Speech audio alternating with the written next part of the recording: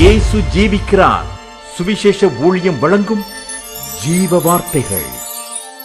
கிறிஸ்துவில் பிரியமானவர்களே, ஆண்டவர் இயேசு கிறிஸ்து நாமத்தில் உங்களை யாவரையும் அன்போடு வாழ்த்து வரவிருக்கிறோம். இயேசு ஜீவிக்கிறார் ஒளித்தின் சார்பாக ஜீவ வார்த்தைகள் நிகழ்ச்சிக்கு வந்திருக்கிற உங்களை கர்த்தர் ஆசீர்வதிப்பாராக. ஒவ்வொரு வாரம் இதே நேரத்தில் இந்த வார்த்தைகளை கேளுங்கள், அநேகரை கேட்க செய்யுங்கள். ஒளித்திலே பயன்படுத்த விரும்பினாலும் வெளியீடுகள் தேவையானாலும் எங்களோடு தொடர்புகள். நாம் ஒருமித்து அவர் நாமத்தை உயர்த்துவோமாக. அவர் தமது வசனத்தை அனுப்பி அவர்களை குணமாக்கி அழிவுக்கு தப்புவிக்கிறார் என்ற வார்த்தையின்படி இந்த வார்த்தை விசுவாசித்து ஏற்றுக்கொள்கிற ஒவ்வொருவருக்குள்ளும் அற்புதங்கள் நடக்கும் என்பதிலே சந்தேகமே இல்லை. தேவன் நாளிலே நமக்கு தருகிற வார்த்தை நான் வாசிக்கிறேன், ஜெபத்துடன் கேளுங்கள். ஆதியாகமம் 18ஆம் அதிகாரம் 13, 14, 15 வசனங்கள். கர்த்தர் ஆபிரகாமை நோக்கி, சாராள் நகைத்து, நான் கிழவியாக இருக்க பிள்ளை பெறுவது மெய்யோ என்று சொல்வானேன்? கர்த்தரால் ஆகாத காரியம் உண்டோ?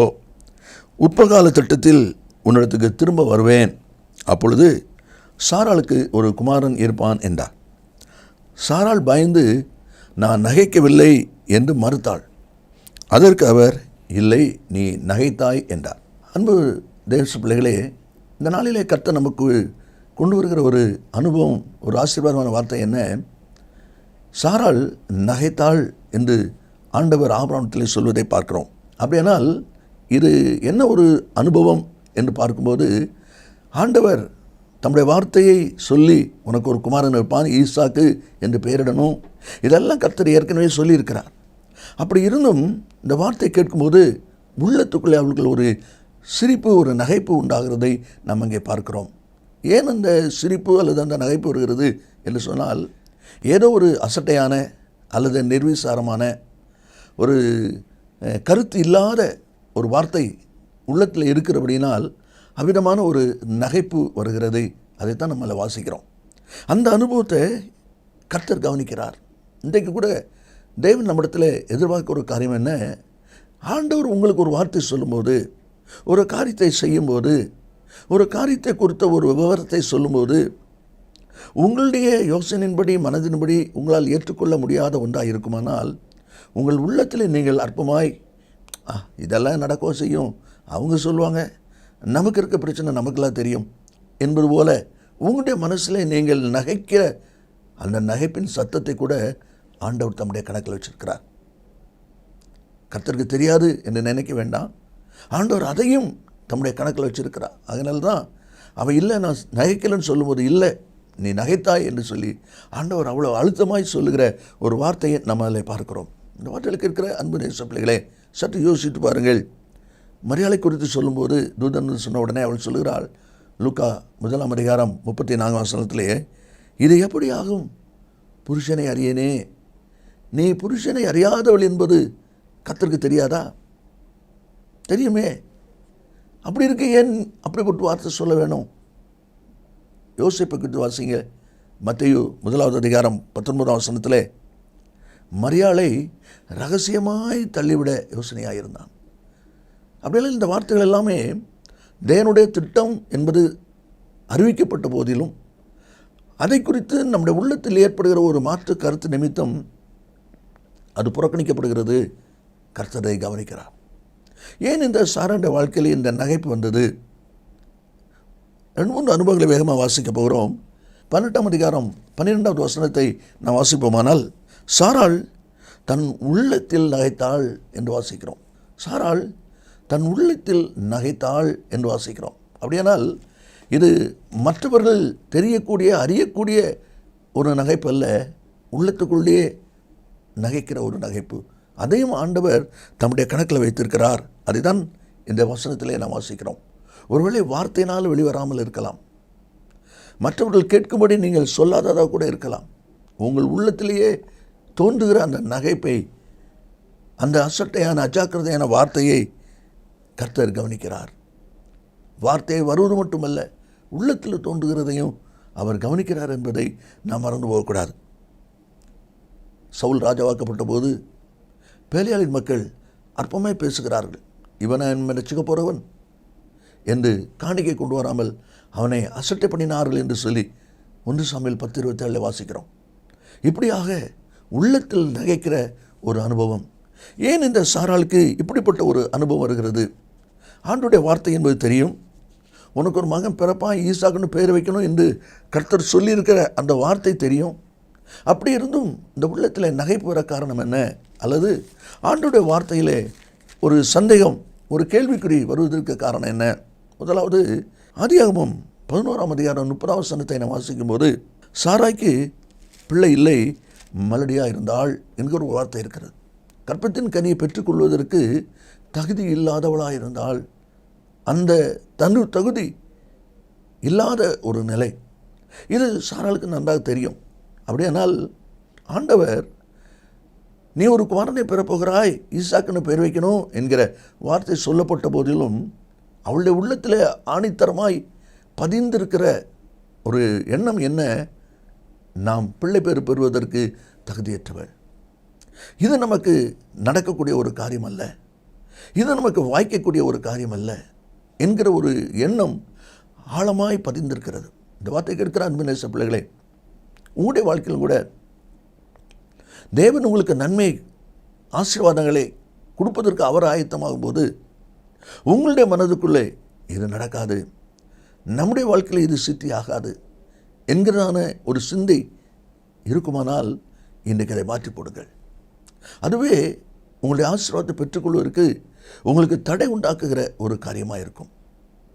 அவள் தகுதியில்லாதவள் என்கிற அந்த நிலை, அந்த எண்ணம் அவருடைய உள்ளத்தில் அழுத்தமாக இருக்கிறபடினால் ஆண்டவருடைய வார்த்தையானாலும் தூதனால் சொல்லப்படுகிற ஒரு வார்த்தையானாலும் அதை ஏற்றுக்கொள்வதற்கு மனதில் இடம் இல்லாத ஒரு சூழ்நிலை இருப்பதை நாம் அங்கே பார்க்கிறோம்.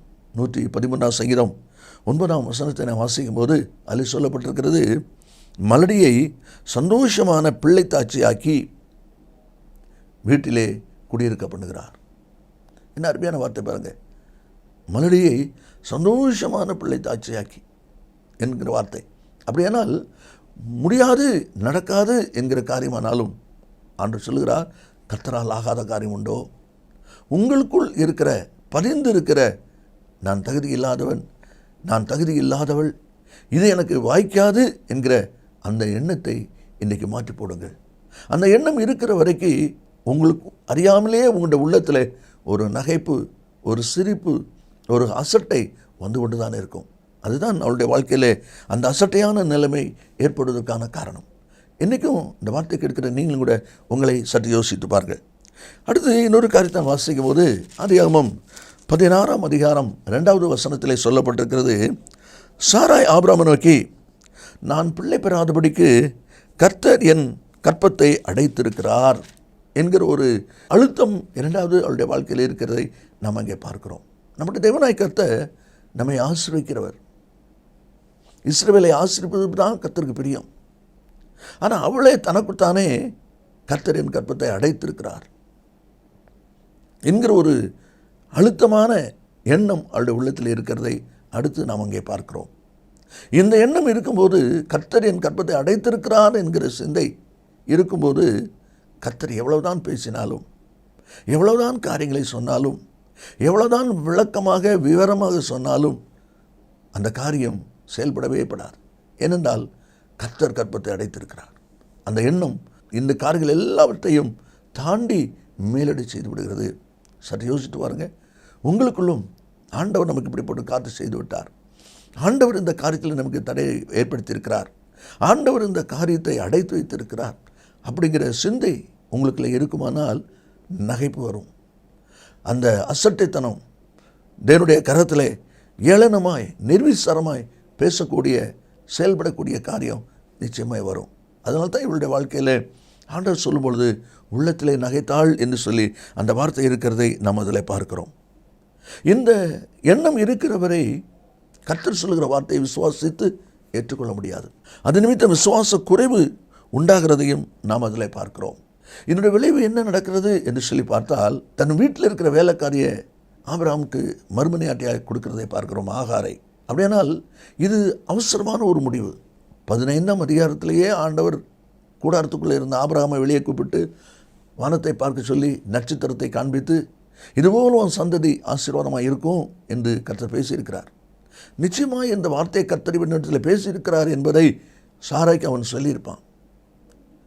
அதுக்கும் மீறி அதையும் தாண்டி அவள் இந்த வார்த்தை சொல்லுகிறார் என்றால் காரணம், கர்த்தர் கற்பத்தை அடைத்திருக்கிறார் என்கிற அந்த சிந்தை அவ்வளவு அழுத்தமாக இருக்கிறது. இந்த அவசர முடிவு வருவதற்கு காரணம் அவளிடத்தில் அந்த விசுவாச குறைவு. இன்றைக்கும் தேவனுடைய பிள்ளைகளாக நீங்களாம் ஒருவேளை நீங்கள் எதிர்பார்க்கிற காரியம் சற்று தாமதமாகிறது, நீங்கள் எதிர்பார்க்கிற காரியம் எதிர்பார்க்கிறபடி நடக்கலை அப்படின்னு சொன்ன உடனே அவசரப்பட்டு ஒரு முடிவுக்கு வந்துடாதீங்க. அவருடைய அவசர முடிவு தான் இந்த ஆகாரை கொடுக்குறா. அது நிமித்தம் ஒரு இஸ்மவேல் இன்றைக்கு வரைக்கும் அவன் வாக்குத்தத்தின் பிள்ளைகளோடு போராடி கொண்டிருக்கிற நிலையை நாம் பார்க்கிறோம். அவசர முடிவு கேட்டுக்கு நேராக கொண்டு போய்விடும். யோனா புஸ்தகம் 1 அதிகாரம் 5 வசனத்தை நாம் வாசிக்கும் போது அதில் சொல்லப்பட்டிருக்கிறது, கடல் கொந்தளிக்கிறது, கப்பல் கவிழ்ந்து விடுமோ என்று பயந்திருக்கிற ஒரு நிலை ஏற்படுகிறது. உடனடியாக அவர்கள் என்ன செய்கிறார்கள்? மாலுமி கப்பலில் இருக்கிறவங்க அவருடைய வழக்கத்தின்படி, அவருடைய பழக்கத்தின்படி கப்பலில் இருந்து சரக்கெல்லாம் எடுத்து போட்டாங்க. சரக்கு என்பது தேவையான பொருள், அதை எடுத்து போட்டுட்டாங்க. அதுக்கு பிறகும் அமைதல் உண்டாகலை. அப்போ அவங்க தான் யோசிக்கிறாங்க, சீட்டு போட்டு யார் இதுக்கு பிரச்சனை காரணம்? நல்லா யோசிங்க. இந்த சீட்டு போட்டவங்க கப்பலில் இருந்து அந்த பொருளெல்லாம் அள்ளி சமுத்திரத்தில் போடுறதுக்கு முன்னால் போட்டிருக்கலாம் இல்லையா? அப்படி போட்டு யோனாவை பிடிச்சிருந்தாங்கன்னா கடலில் எவ்வளோ பொருள் போட்டாங்களோ அதெல்லாம் பாதுகாப்பாக இருந்திருக்கும். இப்போ அந்த பொருள் பூரா நஷ்டமாகி போச்சு. ஏன்? அவசரம். அவசரம். உங்களுடைய வாழ்க்கை முன்னாடி யோசித்து பாருங்கள். அவசரத்தினால எத்தனை ஆசீர்வாத குறைவுகள். 2 சாமுவேல் 4:4 வாசிக்கும் போது சவுல் யோனத்தான் மடிந்த உடனே யோனத்தானுடைய மகன் மேவிபோசத்தை காப்பாற்றணும்னு சொல்லி ஒரு தாதி அவனை தூக்கி கொண்டு ஓடுகிறான். ஓடுகிற வேகத்தில் அவனை கீழே போட்டான். அவன் 2 காலம் முடமாகி போச்சு. என்ன பரிதாபமான ஒரு நிலைமை பாருங்கள். அவசரத்தினால ஏற்பட்ட ஒரு கேடு. தேவனுடைய பிள்ளைகளை நமக்கும் இப்படிப்பட்ட ஒரு அவசரம் வராதபடி நாம் ஜாக்கிரதையாக ஓடும்படி அழைக்கப்படுகிறோம். அடுத்து சொல்லப்பட்டிருக்கிறது 18வது அதிகாரத்தில் 11ஆம் வசனத்தை பாருங்கள். ஆபிரகாமும் சாராளும் வயது சென்று முதிர்ந்தவர்களாக இருந்தார்கள். அப்படியானால் இது எதை குறிக்கிறது? அந்த ஆசீர்வாதத்தை பெற்றுக்கொள்வதற்கு அந்த பலன் நமக்கு இல்லை, நம்ம விட்டு போய்விட்டது என்கிற ஒரு சிந்தை அவளுக்குள் இருக்கிறபடினால் அந்த நகைப்பு வருகிறதை நாம் அங்கே பார்க்கிறோம். இன்றைக்கு ஆண்டவர் என்ன சொல்லுகிறார்? உன்னுடைய பலவீனத்தை கர்த்தர் அறிவார். உங்கள் பலவீனத்தை நீங்கள் பார்க்காதீங்க. நீங்கள் பலவீனமானவங்க, நீங்கள் அதுக்கு தகுதி இல்லாமல் இருக்கீங்க என்பது கர்த்தருக்கு தெரியும். தெரிந்தும் அவர் சொல்லுகிறார் என்றால் ஒரு அதிசயத்தை செய்ய போகிறார், ஒரு அற்புதத்தை செய்ய போகிறார். அதுதான் தேவனுடைய வார்த்தை. ஆனால் தேவனுடைய வார்த்தையில் உங்களுடைய பலவீனத்தை நீங்கள் கொண்டு வந்தீங்கன்னா அதை பெற்றுக்கொள்ள முடியாது. உங்களுக்கு எப்படி நமக்கு வயசாயிட்டு குழந்தை பெற்றுக்கொள்ள முடியாத நிலைமைக்கு போயிட்டோம் என்பது தெரியுதோ, இது கர்த்தருக்கு நல்லாவே தெரியும். அப்படி இருந்தும் அவர் சொல்லுகிறார் என்றால் அவர் உங்களுடைய பலவீனத்தை பார்க்கல, உங்களுக்கு ஒரு மேன்மை வேணும், ஒரு ஆசீர்வாதம் வேணும் என்பதை தான் கர்த்தர் அதிலே பார்க்கிறார். உங்களுடைய வாழ்க்கையில் கூட கர்த்தருடைய வார்த்தைக்கு விரோதமாய், ஏளனமாய், அற்பமாய் பேசுகிற, அசட்டையாய் நடந்து கொள்கிற காரியத்தை கர்த்தர் கேட்கிறார் என்பதை மறந்து போகக்கூடாது. உங்களுடைய நகைப்பின் சத்தமும் தேவனுடைய காதில் விழுகிறது. சாராளுக்கு ஏன் இந்த நகைப்பு? நான் மலடி என்கிற ஒரு எண்ணம் இருக்குது. அடுத்து கர்த்தர் கற்பத்தை அடைச்சிட்டார்னு ஒரு எண்ணம் இருக்குது. அது மாத்திரம் இல்லை, நம்ம வயசானவங்க எண்ணம் இருக்குது. இந்த எண்ணம் இருக்கிறதுனால தான் தேவனுடைய வார்த்தை ஏற்றுக்கொள்ள முடியாதபடிக்கு நகைக்கிறார். நீங்கள் விதமாக இருக்கிறீங்க. கர்த்தர் சொல்லும்போது எதையும் யோசிக்க வேண்டாம். ஆண்டவர் தம்முடைய வார்த்தையை நிறைவேற்ற வல்லமுள்ளவராக இருக்கிறார் என்று விசுவாசித்து நீங்கள் அதை ஏற்றுக்கொள்வீர்களானால் நன்மையை பெற்றுக்கொள்வீர்கள். நாம் ஜெபிப்போமா? இயேசு சீக்கிரம் வரப்போகிறார். நல்ல பிதாவே, உம்மை நன்றியோடு துதிக்கிறோம். உம்முடைய வார்த்தை ஆமென்றும் ஆமெனும் இருப்பதற்காக ஸ்தோத்திரம். இந்த வார்த்தை கேட்கிற ஒவ்வொரு பிள்ளைகளும் இந்த நாளிலிருந்து நாம் உள்ளத்திலே நகைத்தாலும் அந்த சத்தம் கர்த்தருக்கு கேட்கிறது. ஆண்டவர் அதையும் நம்முடைய கணக்கில் வைத்திருக்கிறார் என்பதை நினைத்து நினைகூர்ந்து பயபக்தியோடு நடந்து கொள்ள கர்த்தர் உதவி செய்வீராக. இயேசுவின் நாமத்தில் பிதாவே, ஆமேன், ஆமேன். கர்த்தர் உங்களை ஆசீர்வதிப்பாராக. ஆமேன். மேலும் விவரங்களுக்கும் உங்கள் ஜெப தேவைகளுக்கும் நீங்கள் எங்களோடு தொடர்பு கொள்ள வேண்டிய முகவரி: ஜீசஸ் லிவ்ஸ் காஸ்பல் மினிஸ்ட்ரீஸ், சகோதரர் John M Jeyaraj, 123A Donavur Road, Mavadi, Nellai மாவட்டம், தென்னிந்தியா 627107. செல்போன் 9443113292.